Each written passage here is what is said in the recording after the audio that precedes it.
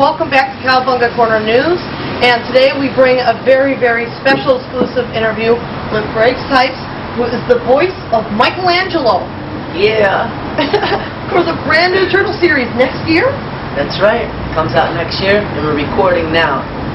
Oh, wow. What got you into voice acting? Well, it started off when I would drive around in my father's camper. You know, since I was about 4 years old, we would travel around the U.S. in this camper. My dad had a CB, and I would get on the CB and I would mess around with truck drivers. You know, and my dad's like, one day you're going to do cartoons. And it just so happens around that point in my life, you know, Teenage Mutant Ninja Turtles was also, you know, just released onto, you know, TV. And for me, all I ever watched was Teenage Mutant Ninja Turtles. So it's very interesting how the timing of it all kind of created this moment right now, where the Turtles kind of raised me. And at that same point, my father's like, "You're going to do voiceovers," and now I'm Michelangelo. Was he your favorite turtle? Oh, of course. Of course. That worked out great for you then, huh? Absolutely. Yeah. Michelangelo raised me, really. So, was that the only cartoon you were really into as a kid, or did you have any other cartoons that stood out to you? Really looking back, the Teenage Mutant Ninja Turtles was really the only cartoon that I could really say has affected me throughout my life. They taught me how to meditate. They got me into martial arts. And for me, Teenage Mutant Ninja Turtles really kind of created who I am. So it's this very, like, you know, perfectly seamless experience where now I get to give back what the Turtles gave me. So it's really magical. It's very special. That is really, really, yeah. Wow. Yeah. Going full circle all the way there. Yeah, full circle, absolutely. And it's the second coming of it, really. The show is going to be so beautiful, and it'll be such an offering to the masses, and especially the youth, because each episode has like a master's distinction in it. It has, you know, just such positive information and vibrations through a beautiful, beautiful, you know, CG mixed with comic book style. How did you get the role of Michelangelo? It's a long process. I got the role of Michelangelo basically going through the normal route of auditioning many times, do callbacks, and having the network give their notes. And a year later, it took a year for it to be confirmed that I got the role. Because that's how important the show is. It wasn't just an easy thing to cast. They wanted to make sure that whoever is going to be playing the Turtles was exactly right in the network's eyes to play it. That is the longest I've heard of them taking the cast on. And it's still going. I mean, April's about to be cast, and you know, we're more than a year into the development and casting process. The new show really is, it honors the original show, but it's contemporary now. So it's got the heart of what, you know, the essence of the original Turtle show is about.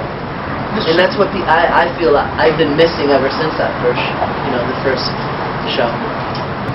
Now, with the scripts and stuff for the new series, do you guys get those on hand at the studio, or are they sent to you guys in advance through email, or? We get them in advance because we have to work on the script. And it's just a very high-profile show where you need the time to really work on the script. So as an actor, it's very important that we get the scripts in advance so we can come prepared. Because it's a great responsibility to be a turtle. It really is. I know a lot of people who would want the job. Yeah, I'm extremely honored and grateful and humbled by the fact that I get to play Michelangelo. What other voices have you done? Who was your first big character? My first big character was Beast Boy on Teen Titans, and that happened, I came out to California in 2000, I think 2001, and I started working as an on-camera actor, and I started working in TV, and my agent was like, "You should do voiceover," and I'm like, "Okay." So she let me go into a room and practice my auditions before she really sent me out on auditions. So for like a couple months, I wasn't really going out on auditions, and then the first real one came through, which was for Teen Titans, and they sent me over to Warner Brothers, and I came in and I saw this picture of this little green guy, and they're like, yeah, he's like the class clown, and he's kind of, you know, he makes jokes and people don't necessarily get it, nonetheless, and it kind of reminded me of myself. And all of a sudden, this voice came out, Beast Boy. And I never did that voice ever before. So I was away filming a movie called Club Dread from the Broken Lizard Camp, they're the creators of that Super Troopers movie. Okay. So it was a really awesome comedy. I'm in Mexico for like 2 months, and I get a call that I booked Teen Titans, and they're like, it's a really big deal for Warner Brothers, and I was like, cool. And then from that point on, I haven't stopped working in the voiceover realm, and it's the funnest thing that I've ever been a part of, and it keeps becoming more and more of a very joyful, blissful experience. Now, has this worked out as a full-time job for you, to where you don't do any other type of job, or do you have any side jobs on top of this? Side jobs meaning... something outside of acting? No, well, I have a band, Cipes and the People, and I'm working on my second album right now. I'm also a series regular now in General Hospital, and those episodes are starting right now, and it's a very colorful, dark role that I get to play, completely opposite from Michelangelo. I play JT on General Hospital on ABC, and I'm also on Roseanne Barr's new sitcom, Roseanne's Nuts on Lifetime, where I live on her land in a tent, and that's starting to air right now. So I'm very grateful that I don't have anything other to do other than to just be a creator. I'm also producing and creating other television shows. So, you know, it's a lot of cartoons. I'm on six different series right now, including Teenage Mutant Ninja Turtles. I'm on 2 different, you know, live-action shows, and I'm just having a great time. I'm getting great opportunities to audition, and I'm creating my own shows as well. And it's all with people that I love. It's, you know, my best friend is the new creator of the Teenage Mutant Ninja Turtles, Ciro Nieli. So to be working with him is just a blessing. And the voice director, Andrea Romano, who gave me my first job as Beast Boy. She's the voice director, and she's the best of the best. And just everybody, the cast, Sean Astin, Jason Biggs, Rob Paulson. It's just like, it's working with my family, always. Hi guys, how are you? It's doing okay. Should I walk around this thing? Sure. Come on in. Dude, you get the orange chair. You get the Mikey chair. Oh, your jacket. Oh, you see. Nice to see you. Welcome. It's nice to meet you. My name's Michele. Hi, Michele. How are you? I'm doing great. I'm a huge fan of the Ninja Turtles. I've been getting out there. Do you live out here? No, I'm actually from Michigan. So I flew out here mainly for Comic-Con, but I came to LA first to visit some friends. And I know a lot of the people who worked on the earlier Turtle stuff, so we've been setting up interviews for the Cowabunga Corner. And then I got the opportunity to contact Greg through Facebook, and he agreed to meet up. So. Cowabunga. You guys are lucky. I was on my way to work actually. Divine timing. Yeah, he's working nonstop. He's working on the weekends. He's working through the night. His full energy is in the show. His blood, his sweat, his tears, his heart. It's not bad. No, it's the best. How did you get involved with all this? I just came in and pitched. It was like it's an open door, you know. So anyone can come in and do. I guess at the time, Nickelodeon was just. It's not like there was a formal like invitation out to everybody. It was just. For me, it was just like I read about it in the trades. It was stuff that I liked, so I had my people contact me and I kind of like it. It's easy to say, these are the roots of the Turtles, when everyone has a different idea of what the roots are. So, doing this, Nickelodeon is trying to create their own new roots, right? Yeah. No, it's pretty good though. It's not that new. Not that new? It's actually pretty true. It's just tone becomes a thing, you know? We'll kind of watch it. Yeah. I mentioned that it's got the heart and the essence of the original series, but now it's the contemporary version. Now it's Ciro Nieli-ified. I'm a huge Turtles fan, so Did you get as well. So through the original series or the comic? The comic. The comic? Yeah, my Turtle time was I've been in and out. Usually it's when Kevin does the books, kind of. So I was in it till like, you know, I was really hardcore for a while, and then I was out then and started to kind of get a little off. And then Peter and Kevin did the, I really love that 1819, or was it 1921 Return to New York series? The Return to New York. Yeah, and then I was back on fully. So. Is the new series focusing mainly on the kids, or is this focusing on everyone, since there's a lot of adult fans that grew up with the Turtles? Well, I mean, I kind of want to do both without feeling like you're doing either, you know? Yeah. It's like, without saying too much, I think I can say clearly that the writers that are my partners on the show are really fantastic, and they really understand how to make something kind of appealing across all demographics, and it doesn't feel like it panders to children, but it doesn't really cut above that line where it's inappropriate for children. I mean, I kind of have a problem with children's programming that kind of goes past that line. You know? Yes. You have to be very careful. They do. They're impressionable. Yeah. And if the parent isn't there with the kids, they don't understand it and could take the wrong impression off. Yeah. The show is very wholesome, you know, and it'll be entertaining for children of all ages.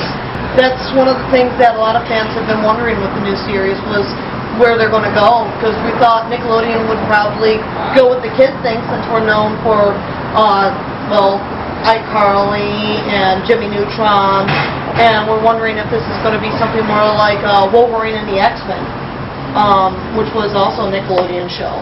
Yeah. Well, you know, the Marvel stuff sometimes can get a little edgy, a little dark, and this is definitely, there's a balance, you know, you can go so far in this direction as long as you cut back in this direction and find that balance between the humor and the action.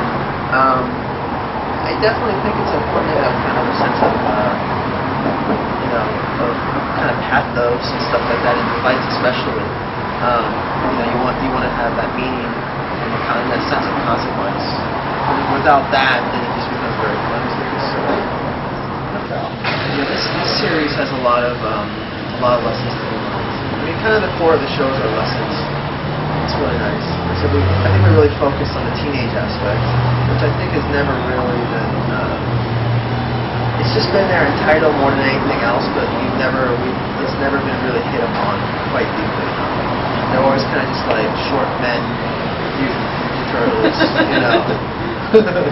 So it's kind of interesting to see that those teenage desires and needs and kind of like impulses, kind of that a little more capricious kind of youth coming across. It's going to be kind of fun.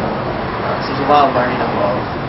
Very intelligent show, and you know, under the blanket of comedy as well. You know, it's like we're offering master's distinctions, lessons, but just blanketed and padded with just fun. So much fun and comedy and great action, and you know. Can we hear a sample of the Michelangelo voice? It's him. It's very much just. I mean, the thing about casting this show, it took so long because we ended up having to find people that just were the role. Like anyone that came in and put something on, you end up kind of handicapping some kind of natural intuition that will come in performing. You know, so we wanted somebody that just was the role, that embodied the role, that really didn't have to affect their voice that much. So it took quite some time. But like, the weird thing now is like stepping away from it all. Now that we have the 4 Turtles cast, like I look at everybody and they actually just, it's probably about how I wanted to cast it. Like, they actually look like their turtle counterparts. So it's pretty trippy. Like, I sit there and I look at the guys and they start turning, like they go in and out of green, and like I don't know what I'm looking at. But he's Michelangelo. It's weird. Did you guys try to use any of the influences of past voices for the Turtles, or is this a whole new take on each of the Turtles' voices? Well, being that they don't, yeah, I mean, it's a little bit of a new take. A lot of what was happening was people were coming in and doing this like heavy New York accent, and just given the fact that like they're turtles that have been living beneath ground, they wouldn't have that affectation yet, you know. So we did have to kind of go pretty different.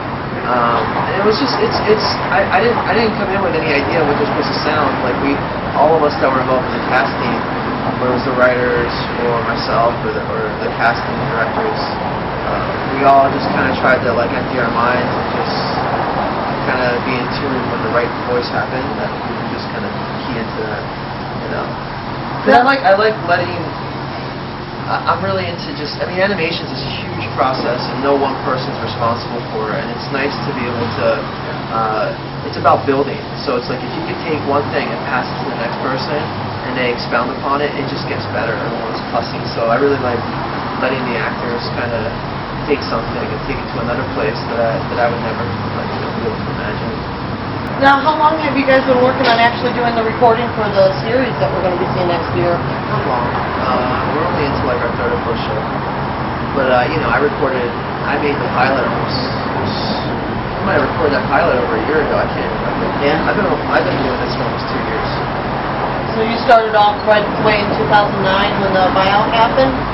Shortly after. I mean, there was a lot of pitching, a lot of steps I had to do. I wasn't officially hired for a long time, but I was there, like, chipping away. So it's strange. I mean, it'll be a long time that I've been on this project by the time it actually hits television. It's got to be a lot bigger and a lot more people involved with the Turtles now than it was when it was Rock Studios. Yeah. With only a handful of people making the top decisions. Yeah, well, I think there's a lot of respect involved. I think what happens with a project like this is so big is you have so many departments and everyone really loves this property deeply. So everyone's doing their best. I mean, it's just the communication. You want to make sure that everyone's communicating and understanding what they're doing. But I'm in my own little. I'm just in the realm of making the cartoon, and which is enough. It's a lot. At one point, I was helping out in the comics early on. I've definitely helped out on the toys. But at the end of the day, I only have so much love that I can spare in hours of the day that like I have to really just make this show the best I can. Now, one of the design changes that was let out after the fans visited Nick back in March was that the Turtles now have 3 toes. Where did that design come in? A lot of people like the 2 toes for the ninja boots. And I think you were going to be surprised because they always had 3 toes actually. It's just that it's kind of the third toe moved to the back more. That was just like normally seen as a big deal. Yeah, but it's actually there's a bunch of drawings if you see where they're actually posable earlier on, and I mean it makes sense to me. But when you're dealing with, it also makes sense that someone that has 3 fingers would have 3 toes. I mean, as far as the 2-toe foot thing goes, to look like a ninja foot, like a ninja tabi shoe. Like we do have it so that the 3 toes kind of are spread. There's more of a spread for the 2-part. Okay. Same way a ninja would have 5 toes, but you still have that kind of split. That came about just a lot of that was kind of just serendipitous. I mean, it just kind of came about because of the process of making things for animation, making things in CG. We wanted to have characters planted better. That kind of bird foot apparatus where that big heels in the back and a thin ankle wouldn't have looked as good given like the way we're trying to make our show, the budget of CG. Having it just have them all justified forward, I think it's a lot cleaner. I have to say though, this is the guy that you want to be looking over the whole Turtles world. This is the most honorable man that you could have in charge of looking over the essence of what Teenage Mutant Ninja Turtles is. I really cannot wait to see your view of the Turtles. Oh man, you don't even know. It's going to be so amazing. I've just seen a few images here and there released, and I got a T-shirt with the Turtles on it, and I'm like, hey. Everything's been very like what they call mutation of progress. Yes. The process of progress, and it's like none of it's quite official yet. I mean, that thing that was leaked early on was really in a state of not finished either. But getting a little bit out there doesn't hurt anybody. It helps keep the hype alive, which is something that has lacked in the past. We'll hear that something's happening, then it would sit quiet for a year before it comes out. So the fans know it's going to happen, but the more public don't notice it's coming up till it's there. But I'd love to thank you guys both for showing up on Cowabunga Corner News. Thank you for doing what you do and servicing the family, Oh. the Turtles family, which Yeah. we're all a part of. Now, is there anything you guys would like to say to the Turtle fans? I feel like I'm just excited just being quiet because I'm under the I'm from the camp that like just let it simmer and let it stew and just let it all explode. Like it won't be long. Like 2012 is gonna be here really soon, and then you guys it'll be like repeats again, you know. Like, you know. But like let's just wait. I'm just really excited about that day to come, and I really think everyone's gonna love it a lot. Absolutely. Yeah. I don't know if Michelangelo says it in the new series, but can you say Cowabunga for the camera for Cowabunga Corner? Cowabunga! And we want to thank everybody for watching. We'll see you guys next time here on Cowabunga Corner with lots of more news as we get it, and we'll be keeping you guys up to date on anything we hear at San Diego Comic-Con.